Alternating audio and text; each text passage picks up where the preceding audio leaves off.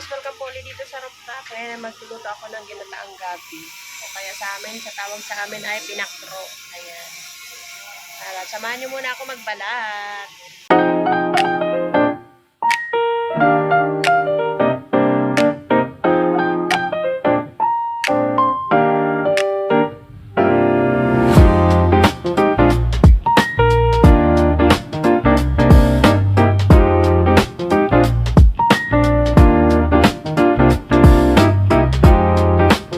Yung ating gabi, 2 piraso.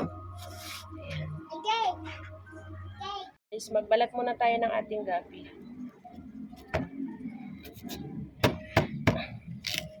Pinakro kung tawagin to sa amin sa Masbate. Nagpakro ng gabi.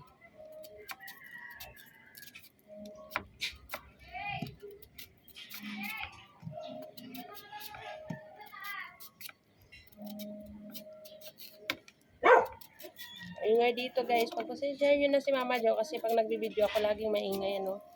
Ganyan po talaga dito sa aming lugar. Tapos meron nga ano ngayon, nag-building kasi may gumagawa dyan sa baba. Tapos ihiwain ko na. Ihiwain ko lang ng maliliit. Hindi mas sobrang liit. Mga ganito lang ang hiwa.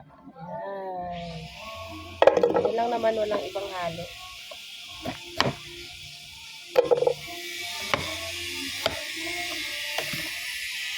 Continue tayo sa pagbalat ng pag-iwi.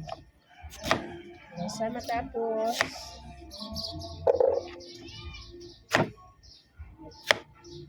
minsan kasi nakakamiss din ng mga lutong probinsya. Masarap din yung ubi, gataan. Ano yung buhay namin sa probinsya dati. Walang mga bigas, guma lang, ganito, mga gabi, kamuti, gataan. Mahilig kami sa gata kasi bihira lang yung laga. Sa amin kasi kung tawagin yung pinakro. Yung mga taga Masbate dyan, alam yan. Ayan, tawag sa amin. Pinakro na gabi, pinakro na saging. Shout out sa mga taga Masbate dyan.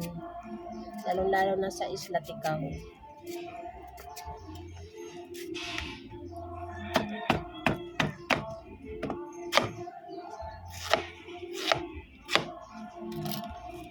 Ito na yung last ng ating babalatan.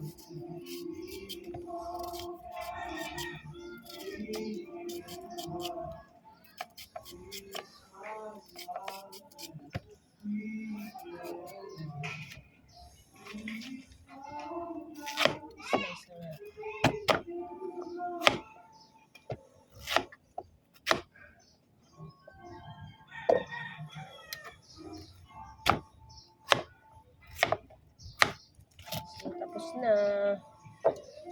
Binalatan na gabi guys. Hugasan ko lang. Yung gata, 1 peraso lang yan. Pinapiga ko na. At ilagay na natin dun sa ating gabi. Nyog or gata. Magtimpla na tayo. Asin. Konting asin. Hirap naman kuhanin ng asin. Lagyan ko lang siya ng konting asin guys para pampabalance sa tamis. And syempre, ilalagyan natin ng asukal. Tansyahan lang to ha. Ayan. At isa lang na natin. Gabi guys. Yung ating ginataang gabi. Kumukulo na. Ayan. Palambutin lang natin yung ating gabi. Timplahan natin. Sarap. Sakto lang ang tamis. Tapos merong konting ano ng asin.